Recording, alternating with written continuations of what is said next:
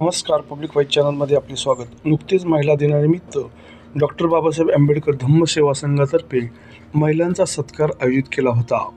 यावेळी आयोजक गौतम पारखे व कार्यकर्ते नागरिक यांचा सहभाग होता. समादर्शक एवढे झाले की फोटो देतात. समादर्शक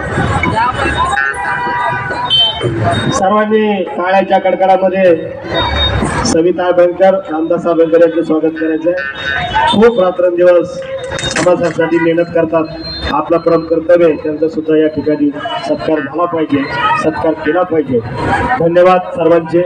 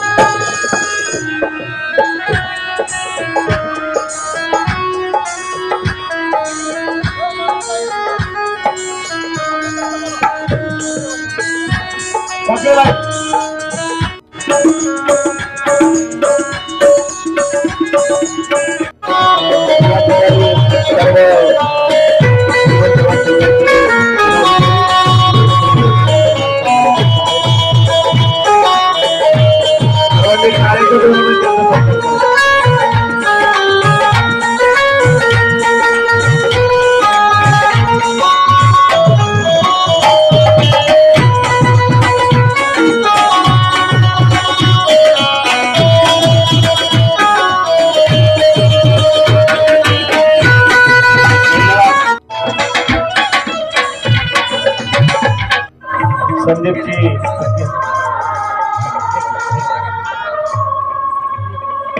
धन्यवाद.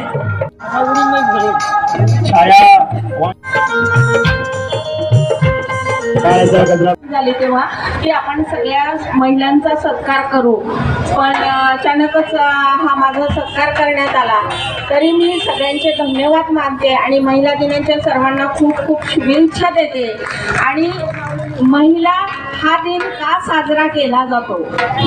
महिला हा दिन 1975 मध्ये युनोने सांगितलं होतं की 8 मार्च हा महिला दिन साजरा करण्यात यावा.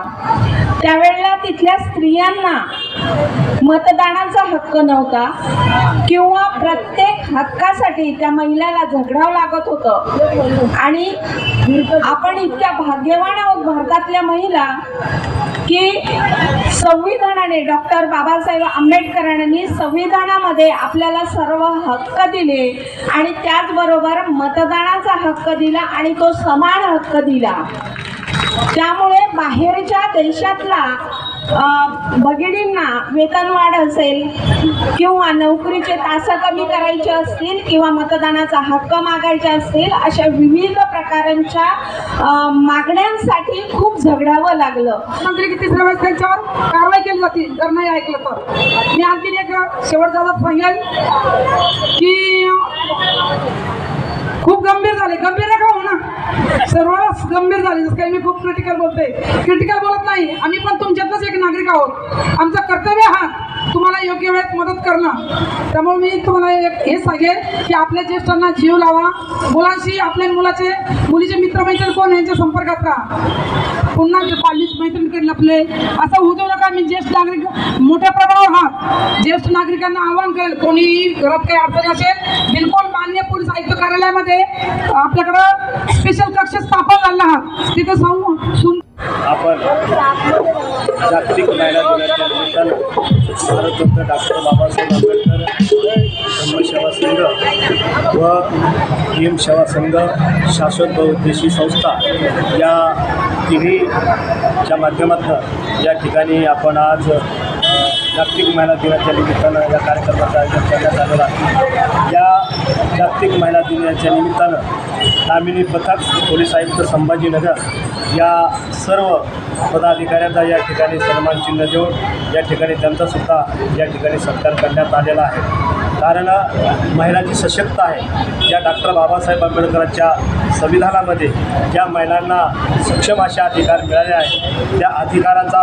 उल्लेखसुद्धा आज आम्ही या कार्यक्रमाच्या निमित्ताने सर्व समाजापर्यंत पोहोचण्याचं या ठिकाणी आजच्या या कार्यक्रमाच्या माध्यमातून करत आहोत. आणि म्हणून जागतिक महिला दिवस जो आहे हा आमच्या जय भवानीनगर बौद्ध विहाराच्या वतीनं आम्ही या ठिकाणी माझं नाव गौतम बडोबा पारखे, भारतरत्न डॉक्टर बाबासाहेब आंबेडकर धम्मसेवा संघ सचिव. सर, बौद्ध विहाराच्या वतीने आणखी विविध कार्यक्रम राबवले जातात.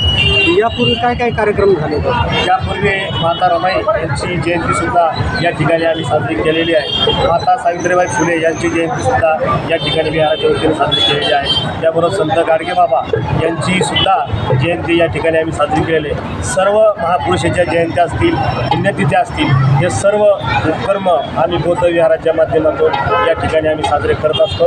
हा आमचा मानस आहे, कारण समाजापर्यंत ही फुलेशाह आंबेडकरची विचारधारा पोहोचली पाहिजे, सर्व महापुरुषाचे विचार पोहोचले पाहिजे.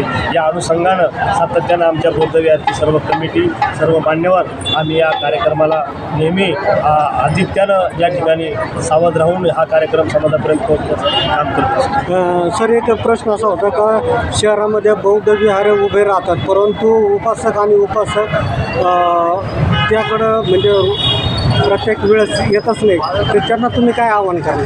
मी आजच्या या तुमच्या चॅनलच्या माध्यमातून सर्व औरंगाबाद जिल्ह्यातील 126 बौद्ध विहाराला विनंती करतो आणि अपेक्षा त्यांच्याकडनं व्यक्त करतो. कारण बौद्ध विहारामध्ये काम करत असताना आपण जो कार्यकर्ता आहे त्यांना आपण शिलाचं पालन केलं पाहिजे. प्रति आपली कृतज्ञता बाळगली पाहिजे. समाजाचं जे इच्छा आहे, समाजाच्या ज्या आकांक्षा अपेक्षा आहे, त्या अपेक्षा पूर्ण करण्यासाठी आपण रात्रंदिवस काम केलं पाहिजे. त्याच्यासाठी शिलाचं महत्त्व, शील जपणं, प्रत्येकाचा मान सन्मान ठेवणं, प्रत्येकाला मान सन्मान देऊन हे काम करून घेणं फार गरजेचं आहे. मी म्हणून कुठल्याही बौद्ध विहारामध्ये काम होऊ शकत नाही आणि म्हणून मला सर्व बौद्ध विहारांना विनंती करायची आहे की सर्व उपासक उपासिका जे आपल्या वस्तीतले उपासक असतात त्या सर्वांचं मन जिंकून आपण धम्म चळवळीला गती देऊ शकतो. एवढंच तुमच्या या अनुषंगाने मी आज सांगतो.